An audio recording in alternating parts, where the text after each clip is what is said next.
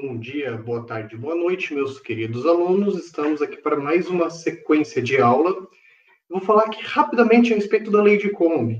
Por que eu vou falar rapidamente? Porque eu já passei um texto para vocês. Não é nada muito complexo entender sobre o que diz a lei de Coulomb. Bom, e o que diz a lei de Coulomb? De forma direta, é uma lei que trabalha o cálculo da força elétrica. Essa lei de Coulomb ela foi criada, é uma lei empírica que determina a interação da força elétrica entre duas partículas carregadas. Tá? E ela vai ser resumida, digamos assim, descrita por meio dessa equação que está aparecendo aí nesse slide. Força elétrica é igual a K vezes QA vezes QB dividido por D ao quadrado. Bom, primeira coisa que é importante é que essa força ela vai agir entre partículas puntiformes, entre duas partículas puntiformes. O que significa isso? Puntiforme é quando ela não tem forma, ou seja, quando eu vou desconsiderar as dimensões. Em física, vocês já devem ter visto esse conceito. Quando fala uma partícula pontual, é a mesma coisa, tá? Por que isso? Porque se eu tiver um corpo carregado, por exemplo, um quadrado com uma carga elétrica, perto de um cilindro com uma carga elétrica, a forma do corpo pode interferir nessa interação da força elétrica. Tá? Então, para simplificar, considero partículas puntiformes porque elas têm um tamanho desprezível, portanto, a interação da força elétrica não depende de suas dimensões. Tá? Bom, e o que significa cada um dos termos da equação? O K é chamado de constante eletrostática, depende do meio. Apesar de depender do meio, quase sempre a gente considera o meio como vácuo, ou ar muito rarefeito. Então, em geral, vamos estar usando esse valor de K que está aparecendo aí embaixo, ó, 9 vezes 10 elevado a 9. QA e QB são as cargas elétricas das partículas A e partícula B. E D é a distância entre elas. Tomem cuidado que essa distância ela está ao quadrado, tá? Basicamente é isso, gente. Essa é a lei de Coulomb, tá?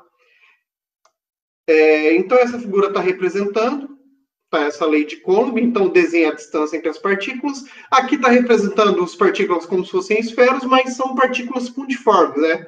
O ideal seria representar através de um ponto, mas seria uma forma didática da gente entender que se trata da partícula, tá? Então, observe aí uma interação que é importante, que eu já comentei em aula anterior com vocês, a respeito do sinal da carga. O que ele vai influenciar? No tipo de força. A força repulsiva ocorre quando as cargas têm sinais iguais, negativo com negativo, positivo com negativo, positivo com positivo, e será uma força de atração quando elas tiverem cargas opostas. Uma partícula positiva, outra partícula negativa. É importante observar que esse sinal ele só vai importar para saber se a força será de atração ou repulsão. Observe aqui na equação. Estão vendo que eu coloquei o Q em módulo? Ou seja, para calcular a intensidade, o módulo da força elétrica, tanto faz o sinal dessas cargas. O sinal vai influenciar em se a força vai ser de atração ou de repulsão. Eu acho que é isso sobre a força elétrica. Não tem muito mais o que dizer a vocês, tá? Bom, é claro que essa equação da lei de Coulomb, ela vale para duas partículas. E se tiverem mais do que duas? Bom, aí você vai ter que fazer uma relação de duas com duas e fazer uma soma vetorial das forças. Por exemplo, eu tenho uma partícula A, B e C. Quero saber a força em A, então calculo a força entre A e B, depois a força entre A e C, e aí eu faço a soma vetorial das duas, da interação das duas na partícula A, tá? Só que isso é um caso um pouco mais complexo, tá? A gente vai está trabalhando sempre o caso da força da interação entre duas partículas, tá? Mas eu achei importante comentar essa dependência se tiver 3 ou mais partículas. Bem, na verdade, essa explicação ela já vinha no texto. Eu acho que nem era tão difícil assim compreender lendo o texto. Na verdade, eu preparei essa videoaula mais para trabalhar um exemplo, porque a equação ela não é complicada, mas ela é extensa, tem várias informações. São 4 informações que vocês vão substituir na equação. Então, achei importante fazer essa videoaula para trabalhar exemplo. Eu trouxe aqui o exemplo para vocês. Esse é o típico exemplo que envolve cálculo de força elétrica, que vocês vão ter de utilizar a lei de Coulomb. Considere duas partículas pontiformes.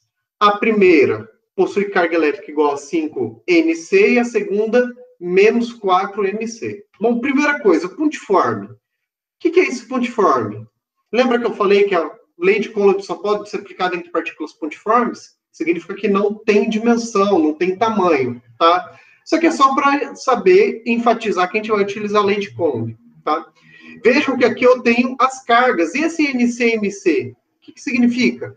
Bom, C é da unidade de medida de carga. A gente já viu na videoaula anterior, né? Em Coulomb. E o N? O N ele é um prefixo do sistema internacional, chamado nano. Então, esse 5 seria 5 nanocoulombs, tá? E ele vai ser importante. Então, vou dar um destaque para ele aqui. E o MC? O M também é um prefixo. É o mili. Então, esse 4 seria menos 4 milicoulomb. Puxa, professor, eu não lembro muito bem a respeito disso. Por isso que eu coloquei lá no texto também um apêndice que trata essa tabela dos prefixos do SI. Por quê? Como a gente vai estar falando de partículas carregadas, os valores de cargas vão ser muito pequenos. Esses prefixos indicam valores muito pequenos. Por exemplo, esse Mzinho do milicoulomb é o mesmo prefixo do milímetro, o milímetro, né, que aí tem um acento no caso da medida de distância. O mili indica 1000 vezes menor. O nano indica 1 bilhão de vezes menor, tá? Então, para facilitar, a gente vai utilizar as potências de base 10. E aí vocês vão ter que consultar aquela tabelinha que eu coloquei no texto para vocês, tá? Bom, continuando o enunciado. Essas duas partículas estão distantes em 3 centímetros. Veja que eu tenho um prefixo também, ó, o Czinho. É o centi, prefixo centi, tá? Que indica uma divisão por 100. Qual é o módulo da força elétrica entre elas? A força será de atração ou repulsão. Use a constante eletrostática do vácuo. Então, a pergunta aqui quer saber a força elétrica, ou seja, a gente vai precisar utilizar a lei de Coulomb. E as informações, ó, o QA. 5 vezes 10 a menos 9. Por que 10 a menos 9? Esse 10 a menos 9 indica uma divisão por 1 bilhão. É o significado do prefixo nano, tá? A carga B. 4 vezes 10 a menos 3. Professor, não é negativo? Pois é, mas ali eu estou colocando já em módulo, porque na equação a gente vai utilizar em módulo, tá? E a distância é 3 centímetros, 3 vezes 10 a menos 2. Professor, eu sei que é 0,03. Eu posso utilizar assim? Pode. Mas como a gente está utilizando vários números em notação científica, vai ser mais fácil utilizar a notação científica. Ser mais fácil não significa que é o único jeito certo, tá? Mas eu achei importante enfatizar que é mais fácil trabalhar com essa notação. Então, vejam que para resolver, primeiro eu separo os dados, gente, para poder substituir na equação depois, tá? Constante eletrostática do vácuo, o 9 vezes 10 elevado a 9, que eu disse que a gente sempre vai estar utilizando, tá? Esse enunciado, ele não deu o valor explicitamente, mas disse para usar a constante eletrostática do vácuo. Bom, como a gente pode consultar o nosso texto, então, essa é a constante eletrostática para o vácuo, ok? Bom, então vamos à resolução. A lei de Coulomb é essa equação que a gente vai utilizar. Agora, cada uma daquelas informações a gente vai substituir aqui nessa equação, tá? Ó, o K, 9 vezes 10 elevado a 9. O QA em módulo, né? 5 vezes 10 elevado a menos 9. O QB em módulo também, né? 4 vezes 10 elevado a menos 3.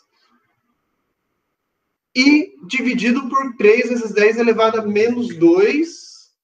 Tudo isso elevado a 2. Esse outro quadradinho aqui é da fórmula, ó, é d elevado ao quadrado. Isso pode confundir um pouco vocês, tá? Bom, então o que eu fiz aqui no próximo passo? Eu separei a potência de 10 dos outros valores. Então, esse aqui que era o 9, o 5 e o 4, eu coloquei multiplicando aqui. Nossa, agora que eu estou vendo, está sendo um pontinho da multiplicação, né? Pode confundir, mas aqui é vezes, tá, gente? Então, 9 vezes 5 vezes 4 vezes 10 elevado a... O que eu faço agora? Como eu tenho 3 potências de 10, ó, bases iguais, eu mantenho a base 10 e somo dos expoentes. Então, o primeiro 9 é esse daqui, O segundo é menos 9, por isso que eu coloquei dentro do parênteses. E o terceiro é menos 3, por isso também coloquei dentro do parênteses. Mais com menos, menos. Então, 9 menos 9, 0. 0 menos 3, menos 3, tá? Então, próxima parte, essa parte de baixo que é importante eu falar. Esse quadrado, ele está multiplicando tanto a potência de 10 quanto o número 3. Por isso que aqui embaixo eu fiz por partes.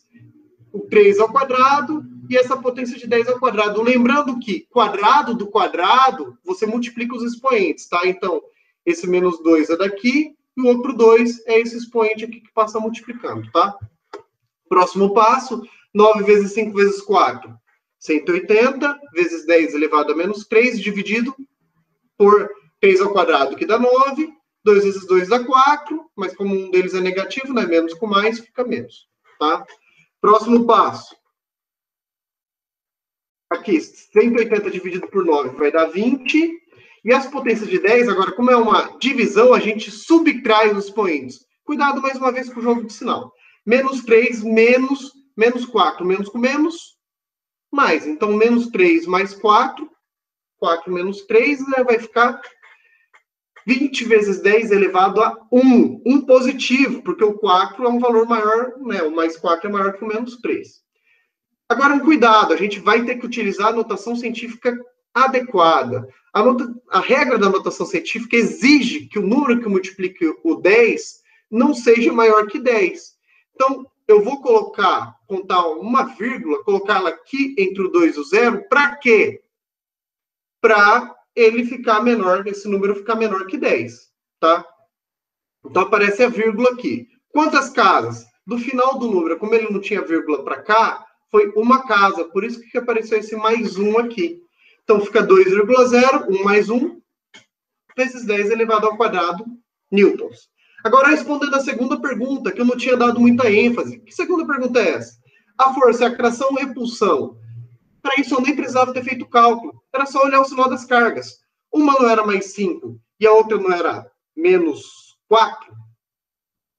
Cargas diferentes, portanto, se tem cargas de sinais opostas, a força será de atração. Ok?